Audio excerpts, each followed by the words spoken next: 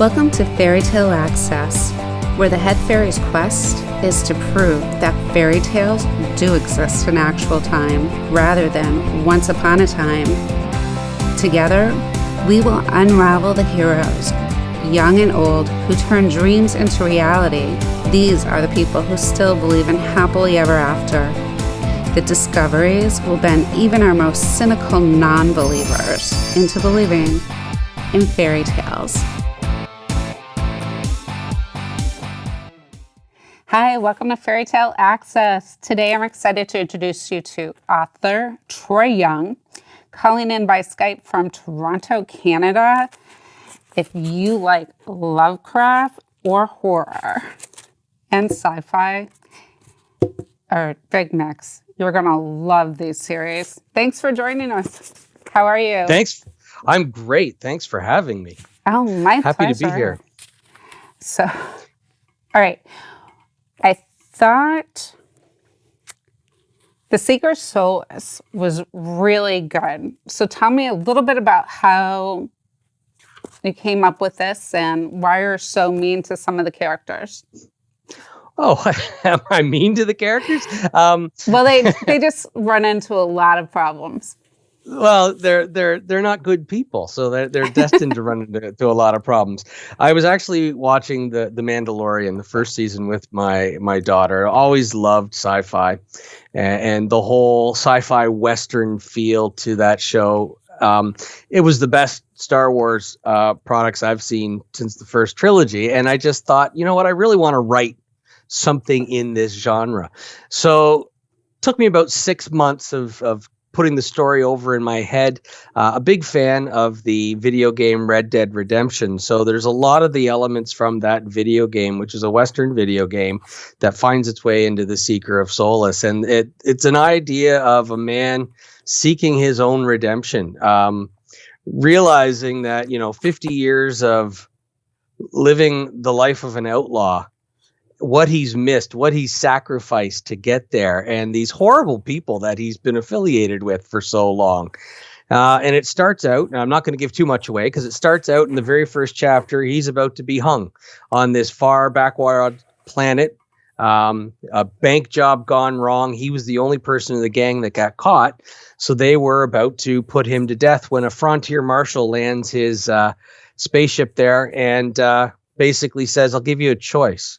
You can either get back up on those gallows and die right here today, or you can hunt down your former gang members. So already having been left in a jail cell to rot for 3 days by himself, and all these thoughts about what happened in his life to get him to this point, he agrees, and that's the nature of the story. So it's the first of 4 books. The second book is already out. It's called The Denial of Deliverance.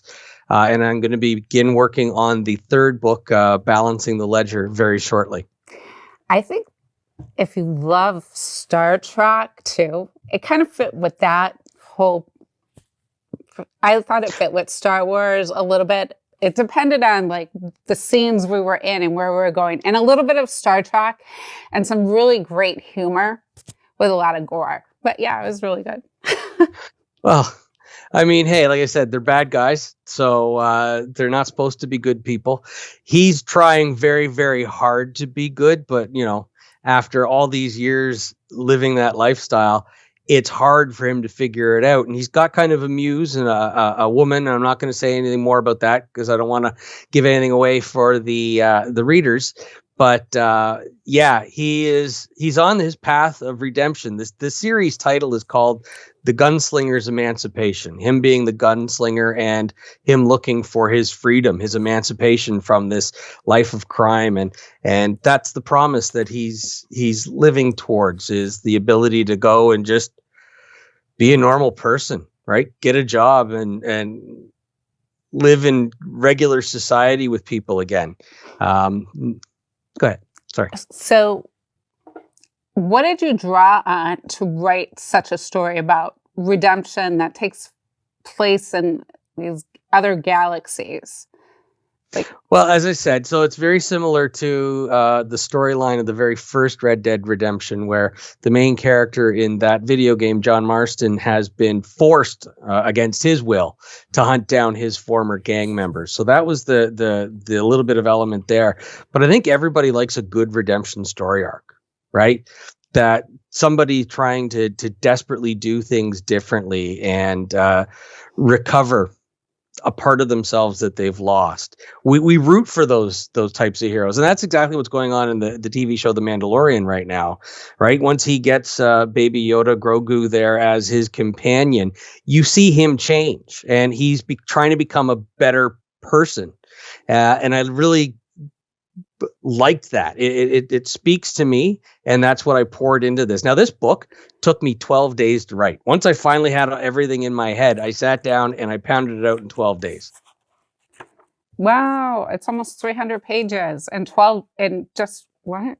12 days? 12 days. 12 days to do the original, right? And then probably about 2 months to do the editing, and to refine it down. And its follow-up, the Denial of Deliverance, took me about 3 months to write. So that one was a little bit harder. How many books have you written before this? I published before that one. I had written, well, it's very weird how my path went. My introduction to writing came in February of 2018. I was down in Florida. My parents have a winter home down there, and I went for a walk out in the hot Florida sun. They just put sidewalks in this area, right? Like, this is just complete Florida sprawl with swamps and everything around, and they just put sidewalks. So I thought, I'm going to go for a walk. Went for a walk in the hot sun with no water, no sunscreen, no hat. I came back delirious.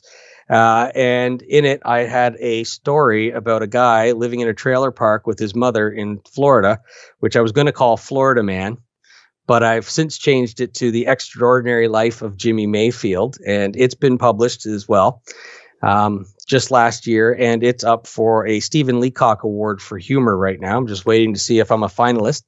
But that's what got me started, but it wasn't the first one I published. The first thing I started to publish were the stories in the other book that you've got there, The Other. This was wicked brilliant. Oh my gosh. Thank you. It seems like it could be short stories tied together. It just flowed together so well because they were all interconnected in some way with these monsters. Well, it's an overall story arc for that one. So, but it's so believable. It makes it scarier. Well, that was the whole point, right? This is the stuff that exists just beyond our consciousness. So we don't know what to expect, and what seems normal has a twist to it. But going back to your first question about The Seeker of Solace, so that was the fourth book. I actually published 6 last year. But 2 of them, it took me a good 2 or 3 years or 2 years to finalize, to get them. I just got them all ready to publish. So I published 6 last year. The first book of The Other, which I also have, and book 2 of The Other, its follow-up. And that first Other book, I had just read a Neil Gaiman book called The Graveyard Book. And I just put together this 4-page short story kind of based on that book. And I threw it up on Amazon just to learn what the process was of self-publishing. And it got really good pickup for a 4-page short story. And then the first story in The Other, it came from the sea. I'm walking my dog. It's a cold winter night. And I just had this thought of an event that happened in my childhood down in Cape Breton, where my parents were originally from. I'm down visiting. I think I was about 6. And we're driving across Cape Breton. And of course, there's only one radio station down there. And on the radio station, every 15 minutes, they keep telling a story about this sea monster that was washed ashore. Now, it turned out to be a basking shark. No big deal. But I kept envisioning, like, over every mountaintop that we were driving by, Godzilla was going to come over at any moment and grab our car. So this guy obviously stuck with me. So all these years later, I'm out walking the dog and I think to myself, I could do a short story about that sea monster, but what if it was real? And I intended it only to be a one-off short story. And it was after I kind of started to write it, I thought, well, why don't I include some Lovecraftian elements to it? So I make reference to his uh, fictional Miskatonic University in the fictional town of Arkham, Massachusetts in there, which ties it into his world. But I only ever intended to write that as a one-off. Like there was no thought of a story or a larger story arc when I wrote that one. And the feedback I got from people was phenomenal. And they kept saying, you should really write more. I want to see more of these characters.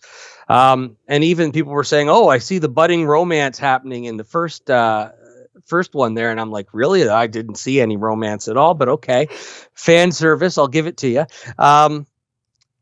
So I still hadn't really decided where to go. I wrote the second one. It Slumbers Beneath the Ice, and really made that one. That's one of my favorite, actually, out of the ones I wrote. And by the time I got around to doing the third story in that book, I realized I'm going to have a big arc. And the whole story formed. And each book has 6 previously published short stories that are all told in order, along with an unpublished short story that just kind of fills in the gaps. So I have now written, out of the original 18 main story arc, 16 have been done. So as I said, 2 of them are published in these compilations. The third compilation, which will complete the series, should be out this summer when I finish those last 2 stories. But it's been great. It's far and away my bestseller. Really connecting with people who love H.P. Lovecraft and his whole Cthulhu mythos. So it's starts out slow and small and slowly is building to a larger, grander finale. Like it's going to be phenomenal, I think, when it gets to the end. I can't wait. It was so good, except that I read it in the middle of the night. Not really a good idea because kind of scary.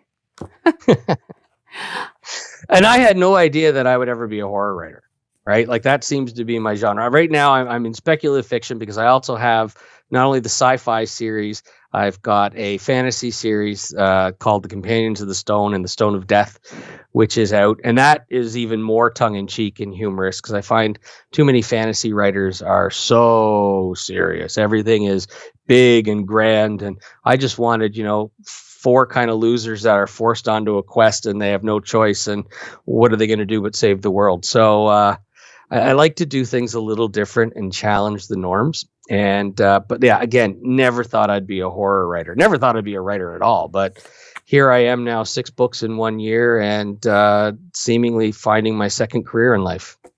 Wow, they're riveting. You really have a gift for writing. It was so much fun to write, and it was cringeworthy, and it had humor. It was a really good mix.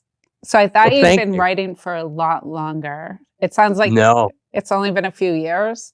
Exactly. And so it has just been a few years. I'm going to go ahead. Sure, go ahead. No, you ask the questions. So what did you do before? Oh, I am actually a CEO of a not-for-profit organization that promotes tourist attractions here in Ontario, trying to get people to come and visit our great country and great province. That's a little hard to do right now in the COVID world, but that's fine. We're still doing okay as an organization. I'm also a part-time university professor on top of this. So those are my 2 backgrounds. Business of all things. Yes. Yeah. And I started out as a theater major, so I don't know how I've gotten to this point, theater major to business professor to published author to CEO, but hey, it's been a hell of a ride. So that going back to that extraordinary life of Jimmy Mayfield, the thing that started it all, I came back with this story in mind, and it's going to be a 5-book series. As I said, the first one is out now. The second one is written. I'm just waiting to see where the first book goes before I decide what to do with it. And the third book is written, but it needs to be majorly rewritten.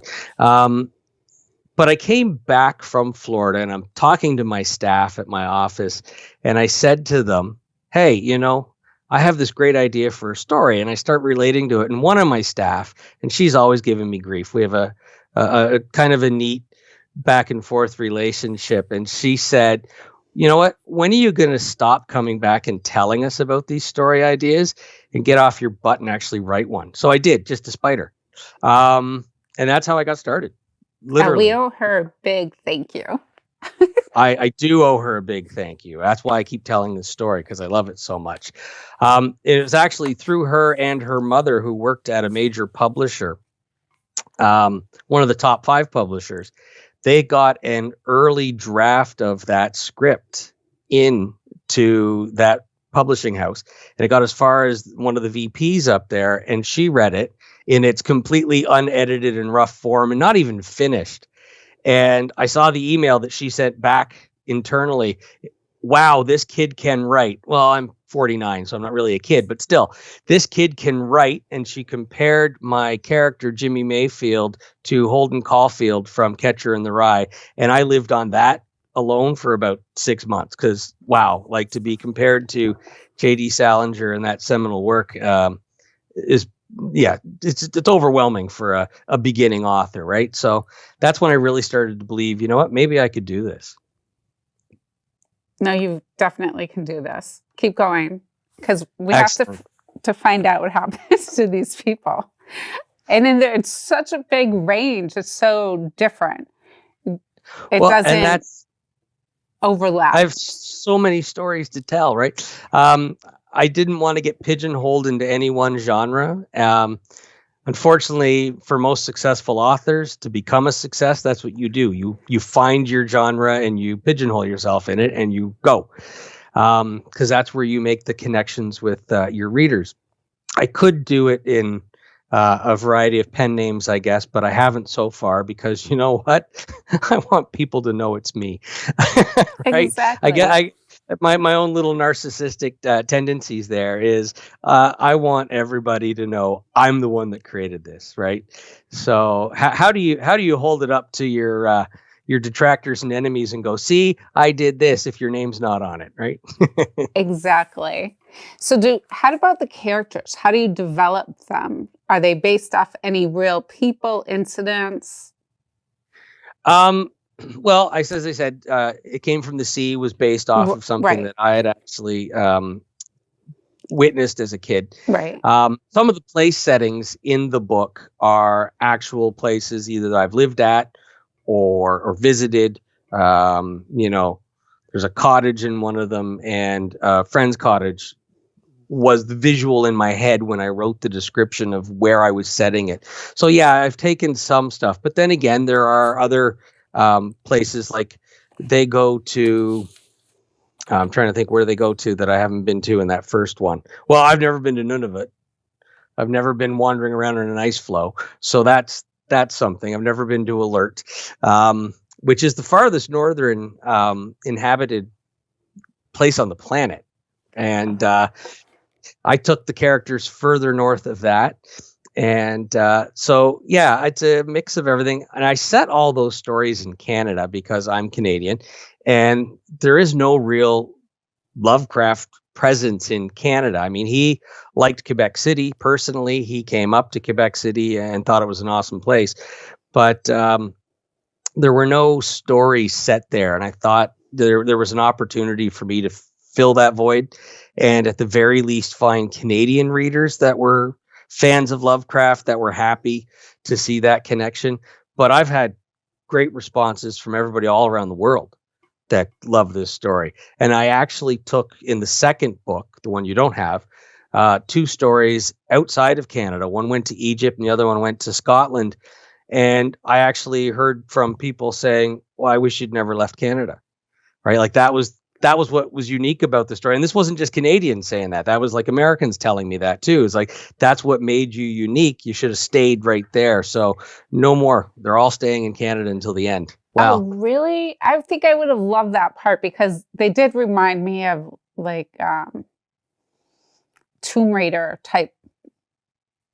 Oh, definitely there are, right? The Yeah. one set in Egypt is called the Pyramid of the Black Pharaoh, and it's very much like an old school. We've found this pyramid, and we got to go into it, and what the hell are we going to find inside, kind of thing.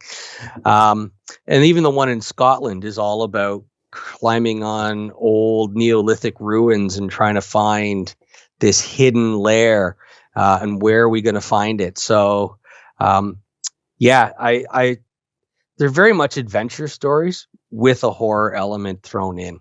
So, I love the whole adventure Tomb Raider sci-fi kind of mix. It was just so enjoyable. I didn't want it to end. Well, I kind of did when I woke up, like tried to sleep, but well, as I said, there's one more. The other 4 stories of the third book, I published the individual stories on their own first. Just because that's how I started the series, is I did it as a individual stories long before I thought, well, I'll compile it into a book. So I've kept with that process. So as I said, there's the 2 books and 4 individual stories for the third book. Now, I've kind of decided, because even though this story arc is going to end, I really like writing in this genre. I really like writing in this field. And there's been a couple stories that have alluded to other things. So I'm thinking of doing a companion book called The Other Histories. And some of the things that they've alluded to, like you go, well, how did that happen? What was the story behind that? Well, I'm going to do a story on what that was. So for fans of the series, those that have become really ingratiated into it, they're going to get that extra level of, now it's starting to make sense. Things are falling into place for us. But yeah, it's been enjoyable. Now that I'm starting to write, I can't stop writing, right? If I go more than a couple of days without sitting down to write something, I get kind of angsty and I have to do it. So. Oh, that's funny. Wow, your characters are so incredibly well developed. It also had hints of like The Librarian. Have you seen that? No. Oh, it was really good, but it was more nice. Nicer than mine. It was softer. It was nicer, but it was still like that that seeker, going after artifacts around the world type of thing. In this case, it's not artifacts, but it still has that sense of adventure, that sense of accomplishment, have to find out what it all means, put it together. So cool. Well, and as I said earlier, I started in theater. So the idea of developing a character, you're playing a persona on stage, and you have to kind of fill in the blanks in your own head. So the more you know about yourself, the better you're going to be when you're acting. And I've also played role-playing games like Dungeons and Dragons all my life. And so I think I've had years and decades of character development experience. And that's why, like I said, The Seeker of Solace, I ruminated on the story and what it was going to be for a good 6 months before I sat down to write it, because that was it. I was fleshing out the character in my head. And once you know who the character is, and you get that understanding of what their motivations are, then it becomes easy, because you're no longer just creating something. You are almost writing as them. And you get to the point that while you're writing, even if you come up to an unexpected outcome, because for me, I find I have points that I know I have to get to, but I'm often as, I guess, don't know what the journey is going to be to get us to that point, like any of the readers are going to be. Sometimes it just happens, and then you go, wow, that really worked out. But if you know the characters and you put them in a situation, you know how they're going to react, and it's easy. So for me, I put a lot of thought into the character development first before I even start to write, and I think that makes for a very rich environment. Mm-hmm. Because I hate reading books where the characters are just two-dimensional, stereotypes. You can't do that, right? You've got to tell real stories then about real people.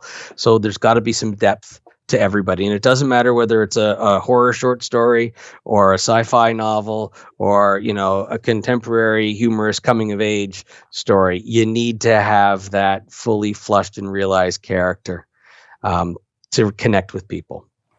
Do you have like storyboards that you hang around your office? How do you keep track of all these guys? All in here. I amaze my wife when I sit down and I can just pull these pieces together. What I did for the very first time when I sat to write Seeker of Solace is I did plan out what each chapter would be. And I found when I got to the end and I looked back at my list, the list was pretty intact. There were a few addendums. Like there's a couple of chapters in that book where they do a flashback. So to the character or the gang member that he's currently going after to establish the relationship between him and them. Those were all written after the fact because I felt the story was lacking something and it didn't have enough depth to it. And it's like, why should we care that he has to kill that person? So let's establish the relationship he had with that character. So we get an understanding of who the character is he's going after and why it might be difficult for him to do this or why he may actually enjoy it with this one, right? Because again, you're stuck with a group of people. You're not going to like everybody. Yeah. There are some, but you did that really well. Thank you. I was tuned in to the very last page. I think I read them both in a day. Really? Like maybe, I think the Seeker of Solace probably was closer to 5 hours. The other, maybe about the same, but it was just easy to like go through. And I was like, I really like this. I find when I go back and reread the stuff, the other is the one that it flows just so fast. Before I know it, I'm done. Right. And I'll watch because I have them on Amazon and I can watch the page reads that people will do. And I'll watch as the day goes on and I'll know somebody's picked up the copy because it's like boom, boom, boom, boom, boom, boom. And then book 2 starts boom, boom, boom, boom, boom. So they're reading them in order and they're just devouring it. Right. It's not, well, I've got 10 people all reading 20, 30 pages today. It's usually 1 or 2 people that are just sitting down and in one fell swoop, they read the whole thing. And I've gotten that from a couple of, I guess, fans. It's really great to suddenly develop fans, right? That like your stuff and that want to communicate with you and say positive things about the work and ask you insights about what it is you put together. And I've got a couple super fans that just really love it. Oh, well, I'm one of your new fans. Thank you so much for sharing how you came up with these incredible stories. Well, thank you. Thank you. And you know what? I surprise myself sometimes. Oh, well, it was a pleasure meeting you. Thank you again. Until next time, keep asking questions. And if you want 2 great series that'll really keep you up, The Seeker of Solace and the other